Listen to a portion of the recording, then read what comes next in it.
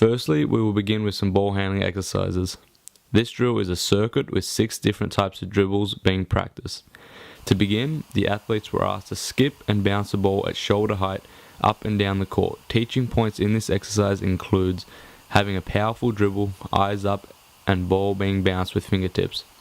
This drill is to be run with athletes using their right and left hands to dribble the ball. A couple reps on each hand is adequate enough. We want the ball to be dribbled powerful enough so the athletes are almost losing control of the ball. That's how we know it's being executed at the highest intensity possible. The second dribble is going to be what I refer to as ankle high dribbles, whereby the athletes are required to gently dribble the ball at ankle height. Teaching points in this exercise include the athletes bending at the knees and waist to maintain a low and strong stance, armbar out to protect the ball, and having their eyes up whilst dribbling. Again, this drill is to be done with both left and right hand dribbles. The third ball handling exercise will be between the legs, no dribble. The teaching points for this drill include bent knees, low stance, and quick hand and feet movement. The athletes were then permitted to dribble between their legs, maintaining the same technique practiced in the predecessing exercise. For the final 2 exercises, the athletes were asked to pair up. The 5th ball handling drill requires one of the partners to be applying resistance to the ball handler by pushing against their shoulders. This is teaching the athletes to be able to dribble through extreme physical contact and resistance. The teaching points for this drill include eyes up dribbling, head over the ball to allow for increased momentum and powerful dribbles. The final ball handling drill requires one of the partners to slap at the ball handler's forearms/elbows and hands whilst dribbling. This is exaggerating contact of an aggressive defensive player and is building strength in the athlete's arm. The teaching points include creative dribble combinations to keep the ball away from the slapping defender. The next drill in the video is 3-line form shooting. There are 8 teaching points to great shooting. Number 1, the ball should be shot from the fingertips. Ask the players to have 2-finger gap between the ball and their palm. Number 2, middle finger should be positioned at 12 o'clock on the ball if we imagine the ball to be a clock face. Number 3, for right hand shooters, forearm, ball, and elbow should remain in line with the right toe of the shooter.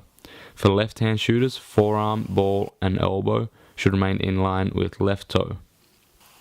Number 4, bent knees, aka the sit stance. The athlete should be squatting throughout their shot, starting low and exploding nice and high. Number 5, for right hand shooters, the right toe should be slightly in front of the left toe and vice versa for left-handed shooters. Number 6, feet should be shoulder width apart and toes facing the ring. Number 7, relaxation of the wrist and middle finger pointing towards the dominant toe upon release, meaning for right hand shooters, right middle finger should point down towards the right toe, vice versa for left-handed shooters. Athletes should be trying to shoot for the sky. Begin the drill. Form 3 lines around the restricted area as demonstrated in the video. Initially, we will only be shooting the ball with one hand, starting our motion with an extended arm at eye level, snapping elbow to pocket, turning wrist, and exploding towards the rim. Once the athletes have made 15 shots from the restricted area, ask them to take a step back and make another 15 shots with the same technique. After they have made the 15 shots, they will be asked to add their support hand to their shot.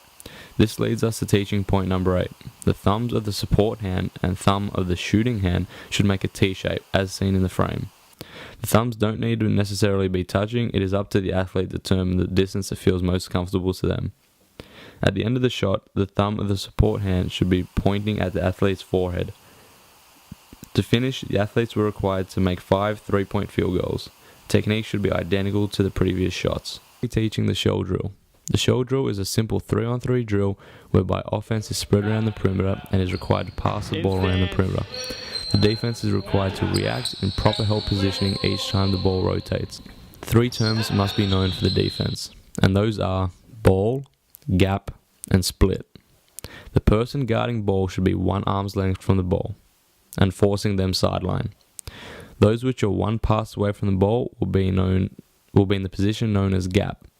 The gap is the invisible triangle made by the help defense.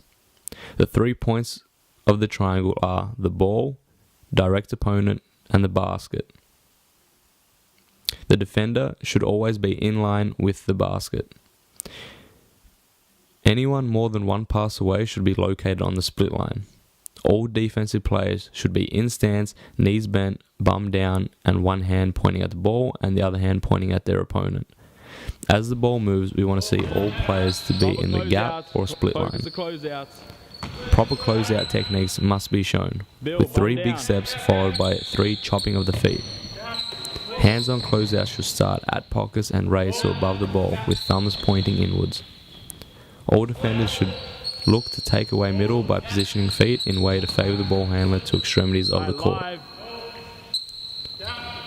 From this, we will discuss proper help rotation from baseline drive.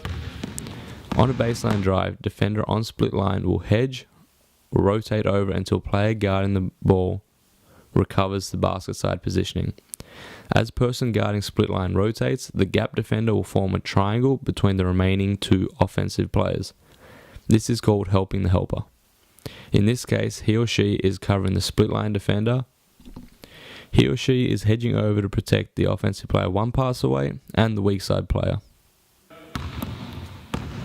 Once person guarding the ball recovers, split line defender will return to guarding weak side offensive player, and person in the gap will return to guarding player 1 pass away.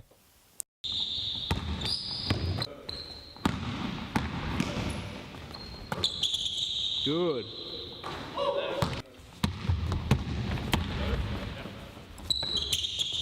Box. From this, we will apply similar rules to our full court transition defense. In full court transition defense, we want the person guarding the ball to be right up in the face of the ball handler, forcing them towards one side of the court. The defenders 1 pass away should be deep and in the gap we talked about before.